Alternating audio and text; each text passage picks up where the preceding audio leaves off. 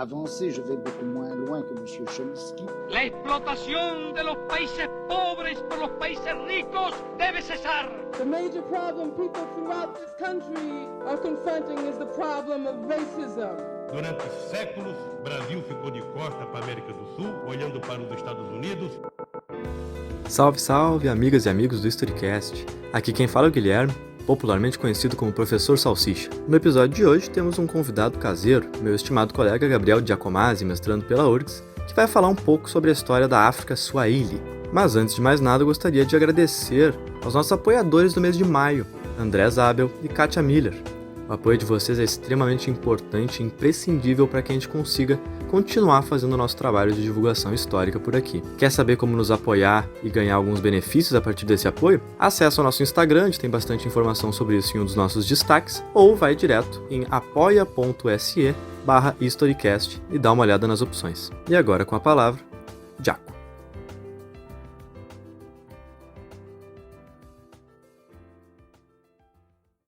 Bom dia, boa tarde ou boa noite, prezadas e prezados ouvintes do Historycast. Meu nome é Gabriel Giacomazzi, eu sou um dos membros fundadores desse podcast e é com muita satisfação que eu trago a vocês mais esse episódio, né? Eu que já gravei aqui outros 3 episódios sobre a ditadura militar brasileira, sobre a revolta dos Zanj, que eu vou voltar a abordar daqui a pouquinho, e sobre as viagens do marroquino Ibn Battuta.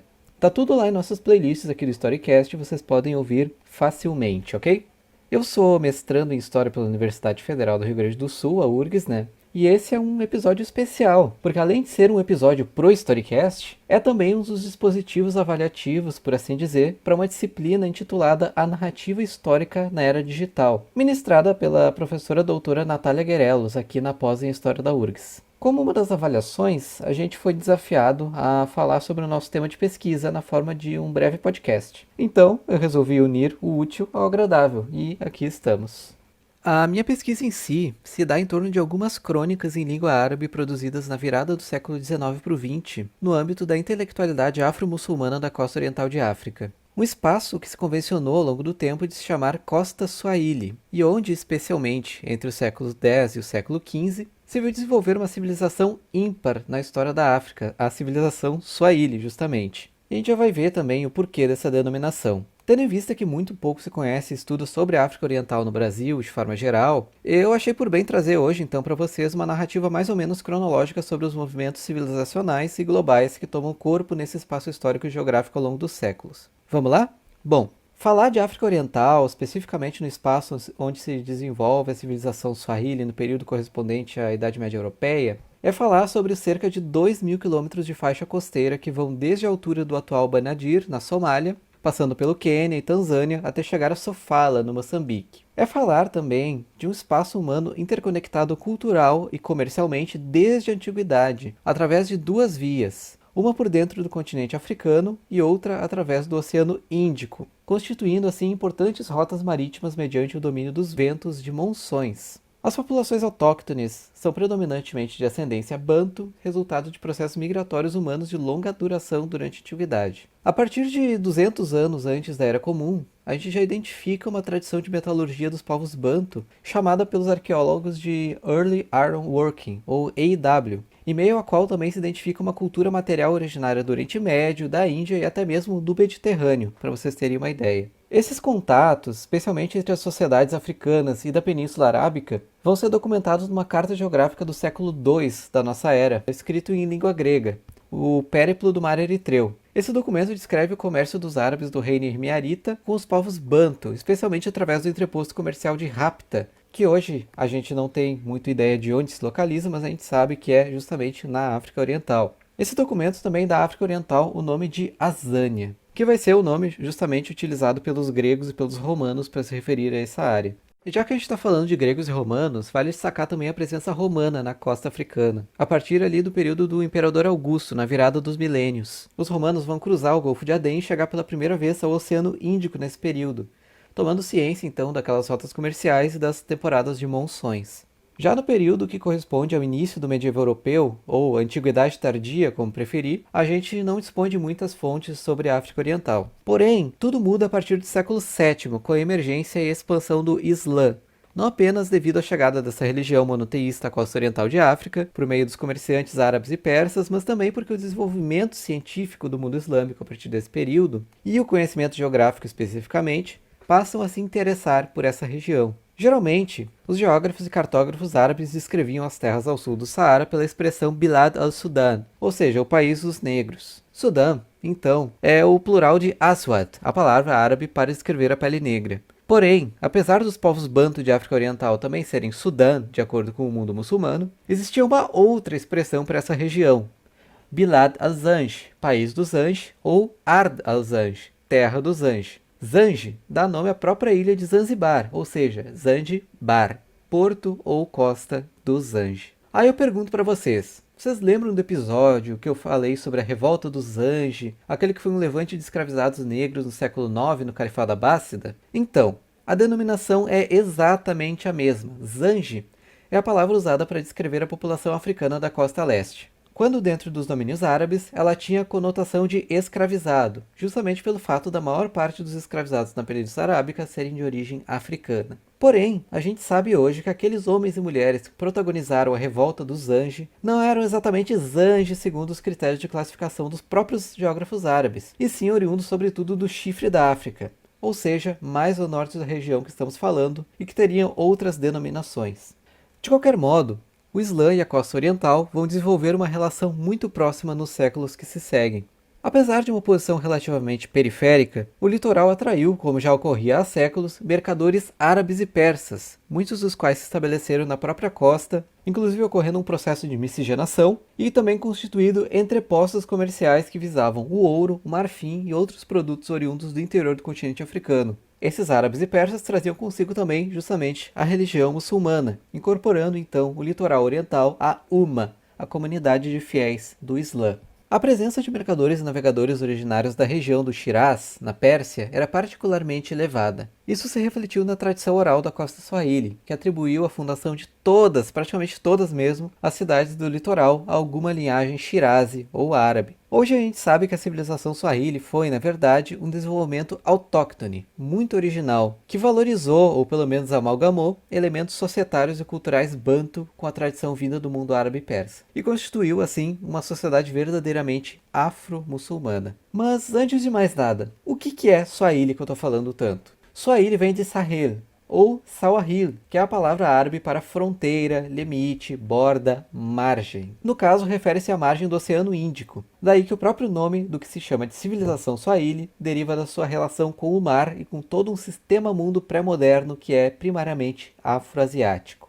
Vamos começar analisando as cidades. A partir do século X, que é quando alguns autores identificam o início da chamada Era Swahili, a gente vai notar o início de um processo de desenvolvimento urbano ao longo de toda a costa, que vai ter seu auge no século XV. E eu estou falando da constituição de cidades-estado, baseadas em elites de mercadores que mantinham relações com os povos autóctones do interior de África, e deles obtinham o marfim, o ouro de Sofala, couros, tecidos e todo tipo de produto. Além, é claro, de escravizados, mas ainda de forma pouco expressiva. E essa elite mercante operava como um nexo de exportação desses produtos e pessoas para as redes comerciais do Oceano Índico. Assim, entre os séculos X e XI especificamente, vão surgir centros urbanos como Mombasa e Jeddah, no atual Quênia, um dos maiores sítios arqueológicos. A gente vai ter Kilwa Kisiwani, na parte sul da costa, e o complexo vizinho de Songomnara, que era insular, assim como várias outras cidades. E a gente vai ter a própria ilha de Zanzibar, chamada de Unguja, e o caso do arquipélago de Lamu, que ganha destaque a partir do século XIV. A arquitetura dessas cidades é o epítome desse processo de ordem global, por assim dizer, que se dá na costa. Diferente da maioria dos centros urbanos de África de sua época, se verifica a construção em pedra. Isso levou, inclusive, muitos africanistas do século XIX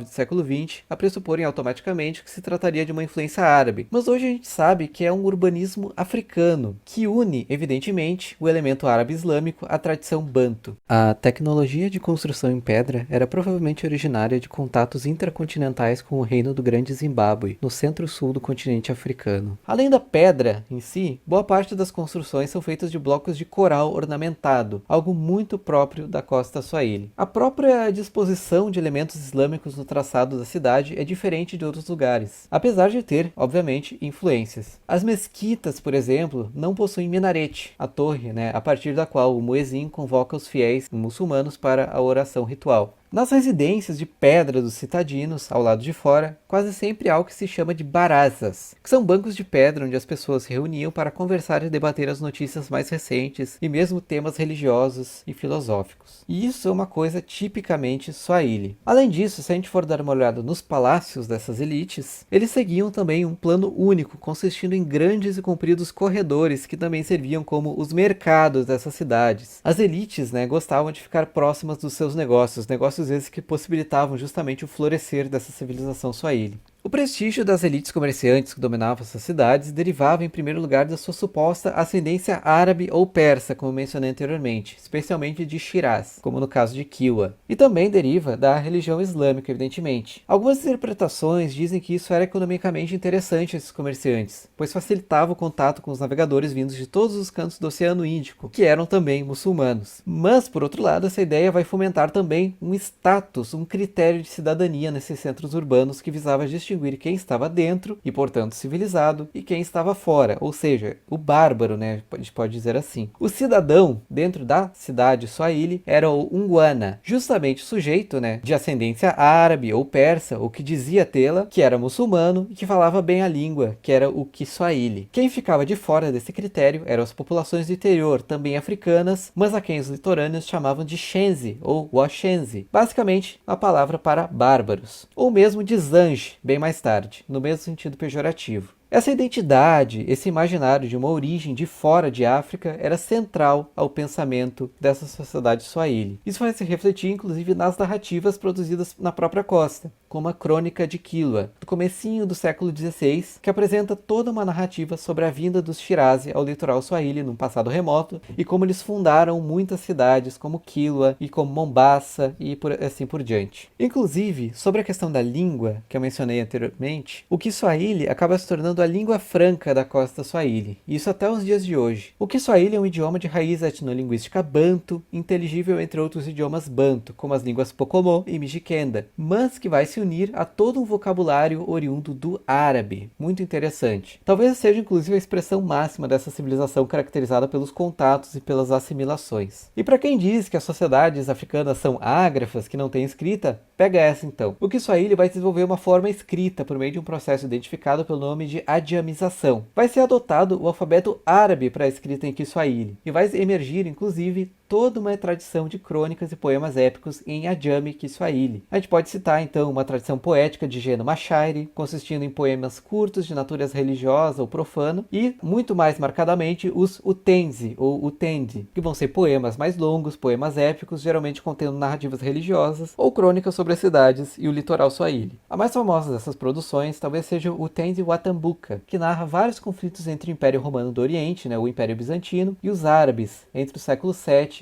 e a queda de Constantinopla. Mas essa crônica é bem posterior, do século XVIII, 1728. Mas enfim, como eu disse anteriormente, o auge comercial e urbanístico da era Swahili se dá entre os séculos XIV e XV. Nessa altura, as cidades-estados swahilis já mantinham contatos inclusive com a China. Vejam só, em 1414, o sultão de Malindi, uma cidade que vai emergir mais ou menos nesse período, enviou como presente ao imperador chinês da dinastia Ming uma girafa, juntamente a toda uma comitiva africana por intermédio do lendário navegador Zhang He. Um século antes, Ibn Battuta visitou a África Oriental no ano de 1331. O que ele relata ter visto em Kilwa Kisiwani era uma sociedade diversificada, predominantemente negra e profundamente muçulmana. Mas todo esse esplendor civilizacional, no entanto, ele vai ser terminado de forma muito abrupta no início do século XVI. A circunnavegação da África por Vasco da Gama, em 1498, vai colocar o litoral Swahili na mira dos interesses dos portugueses, que impiedosamente saqueiam, a partir do ano de 1503, 1505, as cidades como Kilwa, Barawa e Mombasa, mutilando homens e mulheres em busca de suas joias de ouro, e destruindo totalmente essas cidades, e o próprio comércio que elas mantinham com as rotas do Oceano Índico. Os portugueses estabelecem certo poderio sobre a costa e transformam Mombasa em sua capital, construindo uma fortificação, o Forte Jesus, em fins do século XVI. Os portugueses, depois, eles vão ser expulsos efetivamente da costa Swahili na década de 1680, pelo sultanato de Omã, que se consolida como o principal principal poder no Oceano Índico a partir de então. Do século XVIII em diante, vão ocorrer pesadas transformações no mundo Swahili. Em meados de 1750, os escravistas franceses e holandeses passam a importar escravizados em massa da África Oriental, a fim de atender uma demanda de mão de obra escravista nas ilhas Maurício e Reunião, no meio do Oceano Índico. Nessas ilhas vai se estabelecer um sistema de plantations de cana-de-açúcar, e essa prática econômica vai interessar muito ao sultão de Omã, o Said ibn Sultan, da dinastia Busaid, que chega ao poder em 1804. Ele vai passar a implementar, ao longo da costa, plantations, tais como as plantations europeias, com mão de obra escravizada, dedicadas à produção de cravo da Índia, que vai ser uma especiaria muito requerida pelo mercado europeu. E esse negócio, para vocês terem uma ideia, vai ser tão lucrativo que o sultão de Omã vai mover a sua capital, de Mascate, para a ilha de Zanzibar, consolidando o poder de Omã sobre as dinastias Mazari e Nabahani, que governavam as cidades da costa, e expandindo o negócio escravista. Esse vai ser o período em que a costa Swahili vai ser plenamente incorporada ao sistema mundo da economia europeia, dentro de um sistema que pode ser dito colonial, árabe, omani, mas dentro de um modelo absolutamente europeu e atendendo ao mercado consumidor europeu. Os efeitos disso vão ser devastadores para os inúmeros povos banto do interior, que vão ser vitimados por caravanas predatórias de escravização coordenadas pelos árabes swahilis a partir de Zanzibar. Toda a antiga relação de séculos entre o litoral e o interior vai ser destruída, e a categoria do Washensi, lembram? O bárbaro, vai ser empregada como justificativa dessa escravização. Essa economia escravista vai entrar em declínio com a morte de Said ibn Sultan, em 1856. O sultanato de Omã vai se partir em dois, vai ter toda uma treta de sucessão, e vai emergir o sultanato de Omã e um sultanato em Zanzibar. E os sucessores de Said ibn Sultan em Zanzibar, o Majid ibn Sultan e o Bargas ibn Sultan, não vão mais conseguir sustentar o escravismo perante a crescente pressão britânica. Os britânicos estavam, evidentemente, pressionando